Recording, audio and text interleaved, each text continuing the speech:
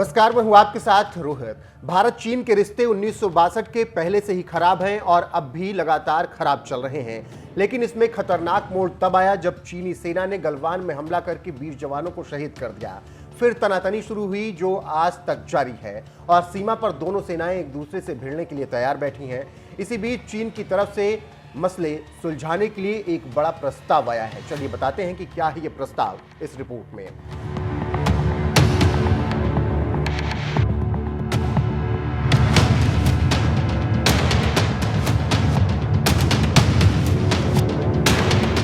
दरअसल चीन को लेकर राजनीतिक विश्लेषक और विदेशी मामलों के जानकार कहते रहे हैं कि चीन पर भरोसा कभी मत करना और भारत इसको लेकर हमेशा संजीदा रहा है। तभी तो चीन जैसे चाल चलता है, ठीक उसका भारत मुंहतोड़ से जवाब भी देता है।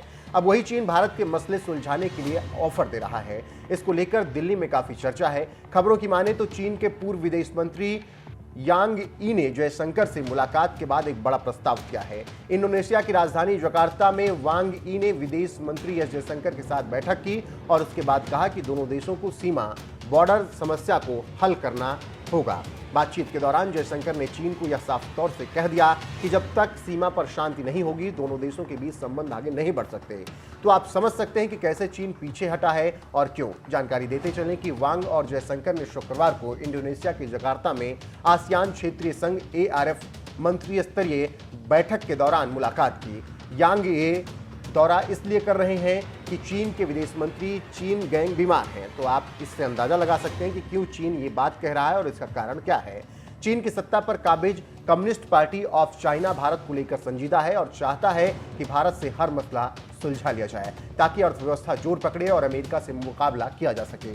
इसके साथ ही साथ अमेरिका चीन को सबक सिखाने के लिए भारत के साथ अपनी दोस्ती को परवान चढ़ाना चाहता है। लेकिन भारत, चीन, अमेरिका, रूस तीनों को साधना चाहता है। पाकिस्तान की तरह वो नहीं बनना चाहता है। आप जानते हैं कि कैसे अफगान युद्ध में अमेरिका ने पाकिस्तान को यूज किया और फिर चलता बना दिया। इसके साथ ही साथ यूक्रेन रूस युद्ध को देख लीजिए। पहले तो अमेरिका ने यूक्रेन को खूब चढ़ाया और कहा कि नाटो में शामिल कर लेंगे, लेकिन अंततः यूक्रेन ठगा महसूस कर रहा है। इन सब बातों को देखते हुए भारत गुट निरपेक्ष की नीति अपना रहा है। इन्हीं सब को देखकर चीन अब फिर भारत के मसले सुलझा लेना चाहता है ताकि परेशानी ना हो और अमेरिका को मौका ना मिले। तो इससे आप अब अंदाजा लगा सकते हैं कि कैसे चीन भारत से अपने जो लड़ाई है उसको सुलझाना चाहता है। चीन और भारत के साथ बातचीत का ब्यौरा देते हुए जयशंकर ने शुक्रवार को ट्वीट किया और कहा कि हमारी बातचीत में पूर्वी एशिया शिखर सम्मेलन ARF एजेंडा, ब्रिक्स और हिंद प्रशांत पर भी चर्चा हुई। वांग ने यह भी कहा कि चीनी राष्ट्रपति शी जिनपिंग और प्रधानमंत्री नरेंद्र मोदी चीन भारत संबंधों को स्थिर करने के लिए एक महत्वपूर्ण सहमति पर पहुंचे हैं। उन्होंने कहा कि दोनों पक्षों को इस दिशा में काम करना चाहिए। इसके अलावा द्विपक्षीय संबंधों को सही दिशा में ले जाना चाहिए। वांग ने कहा कि दुनिया के शीर्ष 2 विकासशील देशों और पड़ोसी के रूप में चीन और भारत के साझा हित स्पष्ट रूप से उनके मतभेदों से अधिक महत्वपूर्ण है।